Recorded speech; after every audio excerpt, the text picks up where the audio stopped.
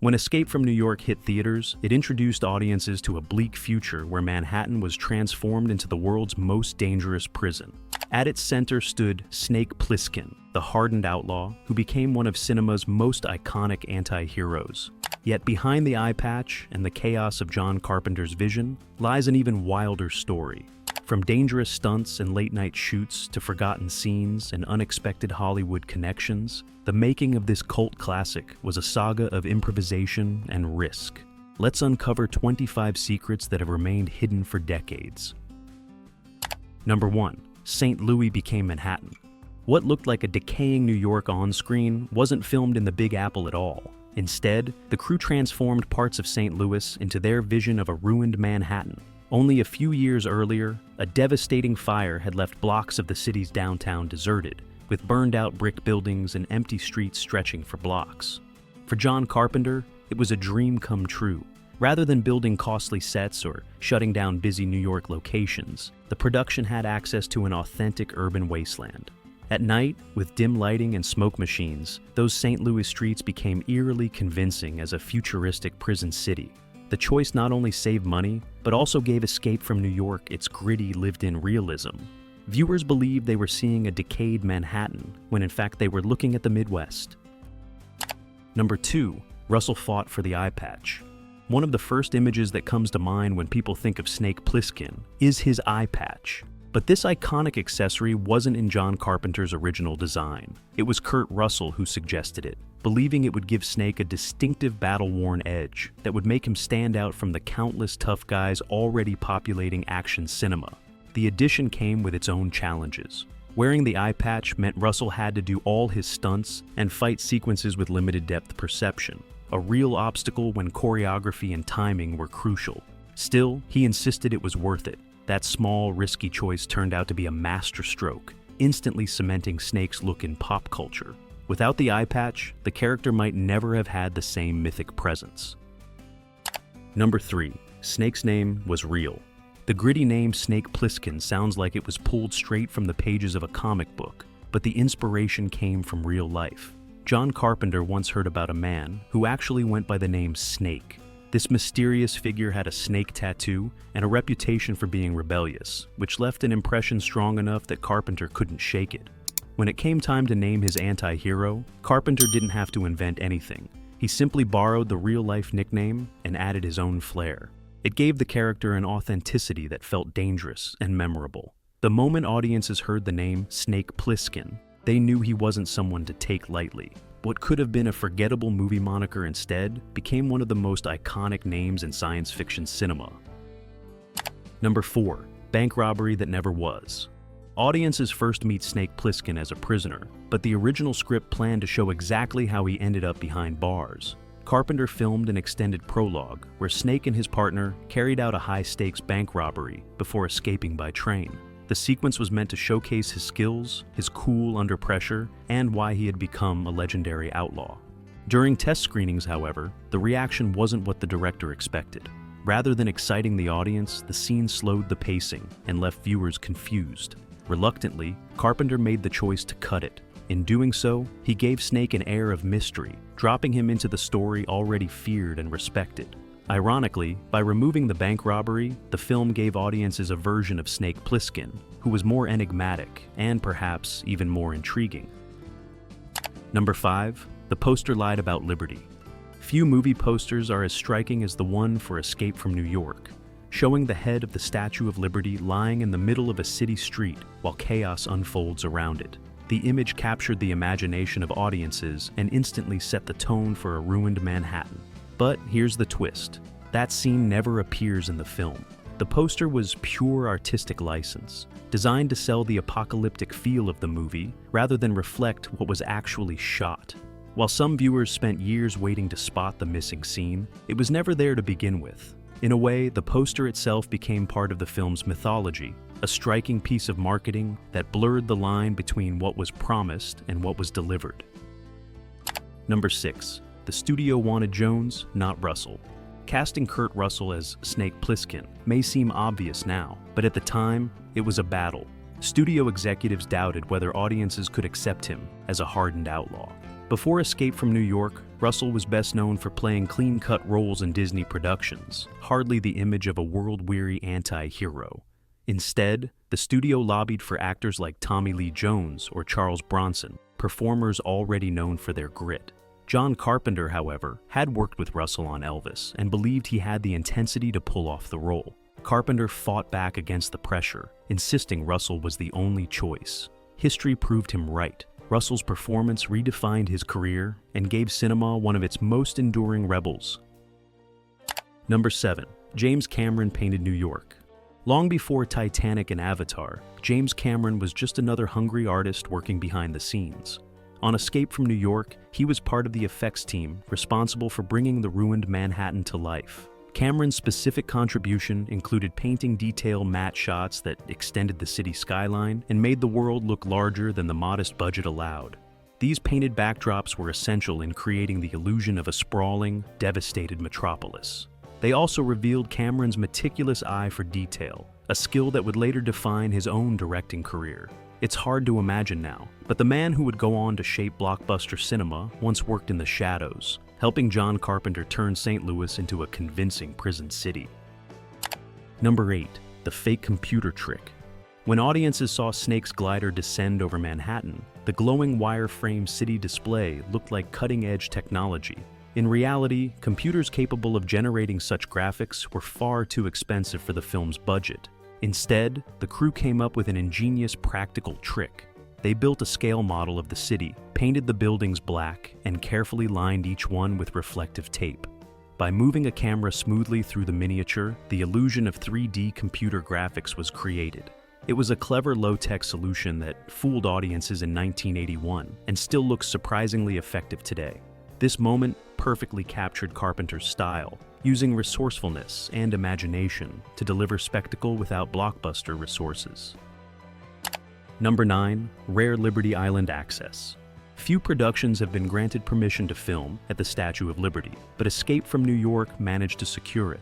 Carpenter wanted the opening to feel authentic, with Snake being briefed against the backdrop of America's most recognizable symbol. The National Park Service agreed, allowing a small crew to capture nighttime shots around the island. Those sequences added weight to the film, contrasting the nation's proud monument with the bleak story about a collapsing future. Even though only a few moments of footage made it into the movie, the impact was undeniable. That eerie image of the Statue of Liberty framed by guards and fences helped audiences believe they were stepping into a prison-like America, where even its greatest icons had lost their shine. Number 10. Ox Baker's dangerous fight. When Snake faces off against the towering fighter Slag in Madison Square Garden, the battle feels brutal. And it was. Professional wrestler Ox Baker, who played Slag, was a physical powerhouse, and the scene called for Snake to strike him with a baseball bat embedded with a nail. The weapon was real, adding tension to every take. Russell had to swing carefully, while Baker wore protective padding to absorb the blows. Still, one slip could have caused a serious accident. Baker even cut his leg during filming, but refused to stop, determined to finish the sequence. That mix of risk and commitment gave the fight its raw energy, turning it into one of the most memorable moments of the film. Number 11. Maggie's death shot was homemade. The tragic end of Maggie, played by Adrienne Barbeau, wasn't filmed on location. After principal photography wrapped, Carpenter realized he needed a clearer shot of her lying dead on the bridge. With the budget stretched thin, the team improvised. They filmed the moment in Carpenter's own garage, dressing it to look like the ruined highway.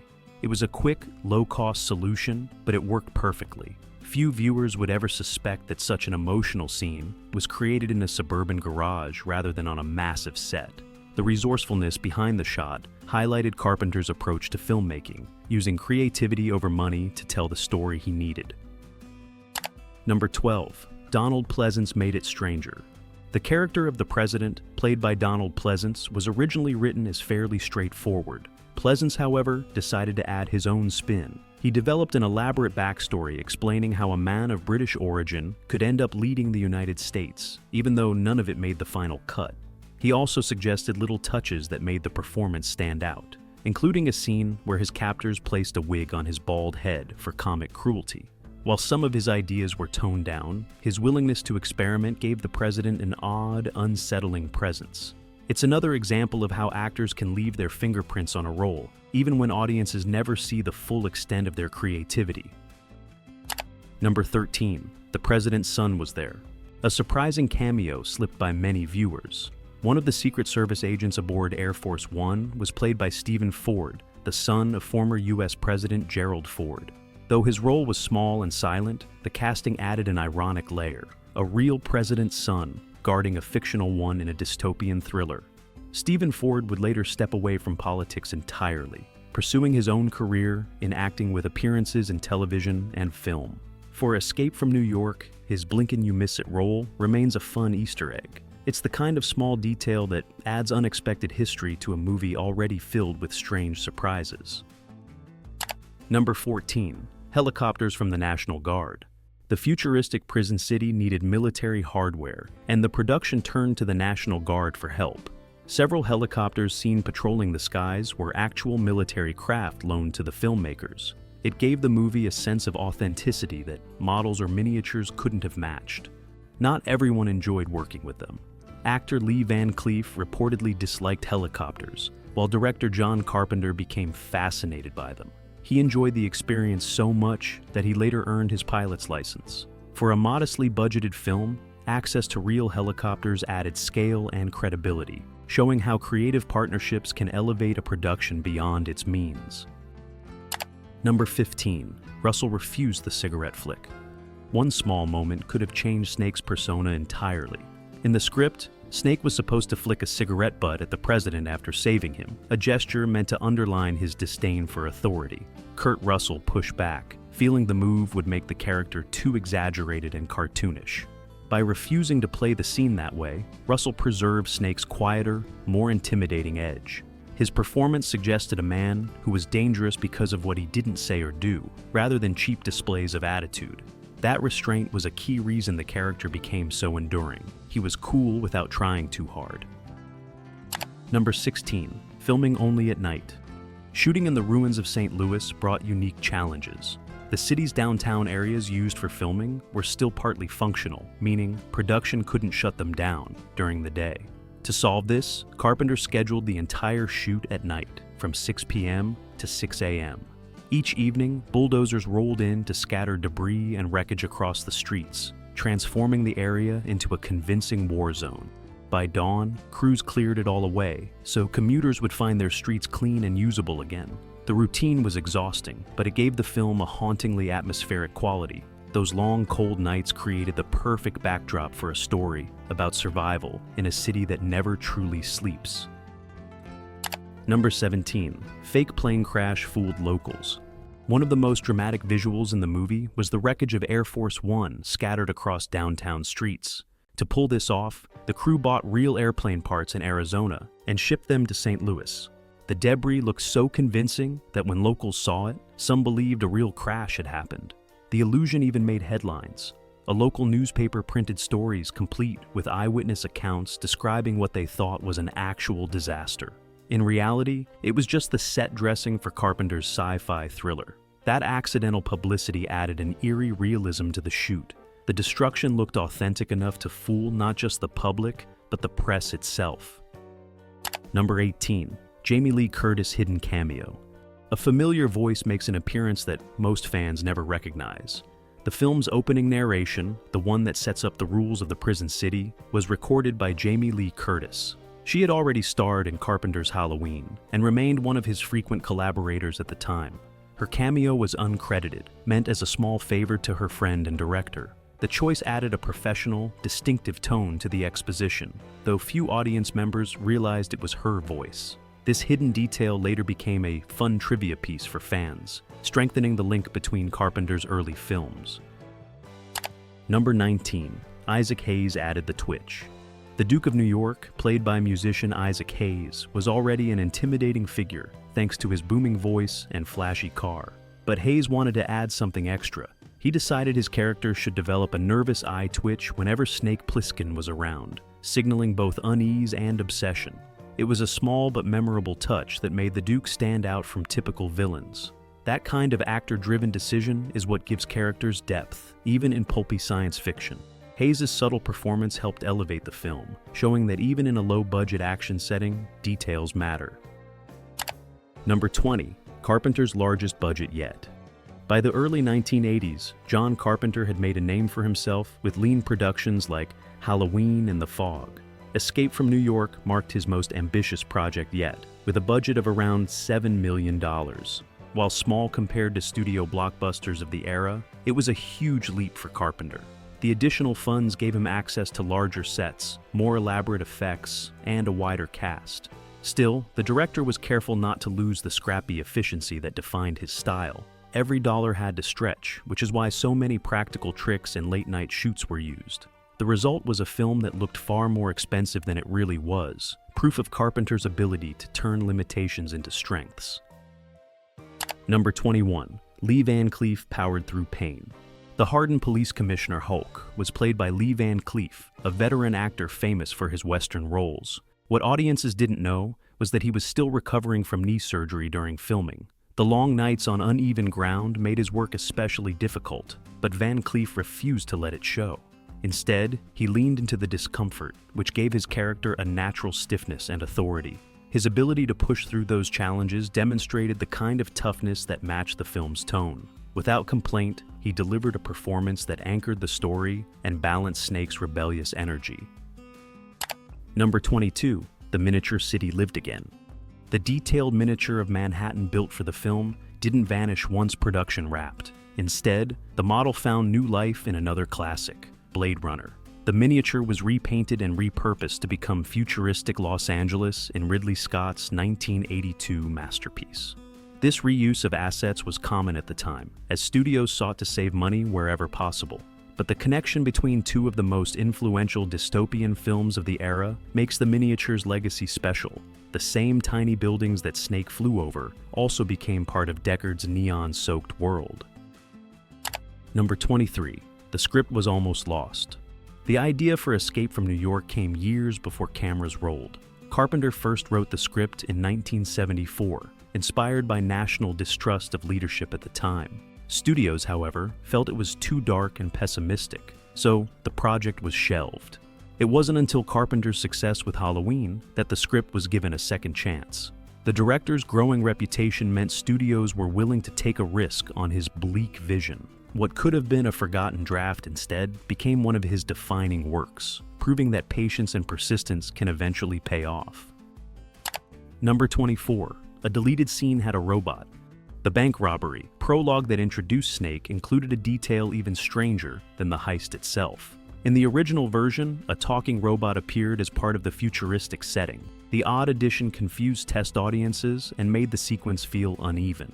When Carpenter decided to cut the robbery, the robot disappeared with it.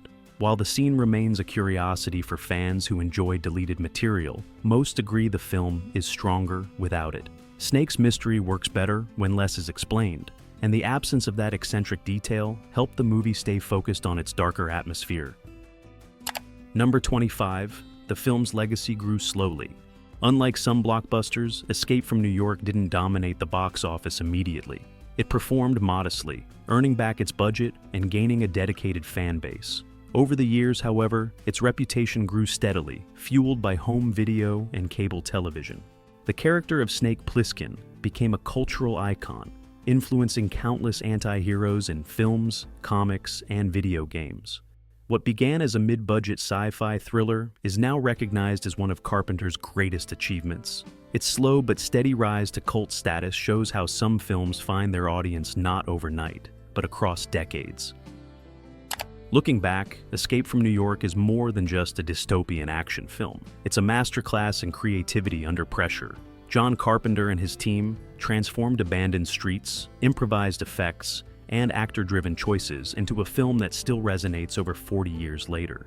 From Snake Plissken's iconic eyepatch to the eerie atmosphere of night shoots in St. Louis, every secret behind the production adds another layer to its enduring appeal. If you enjoyed uncovering these hidden secrets, make sure to like this video and subscribe so you don't miss the next deep dive into cinema's untold stories. Which of these behind-the-scenes revelations surprised you the most? Share your thoughts in the comments below.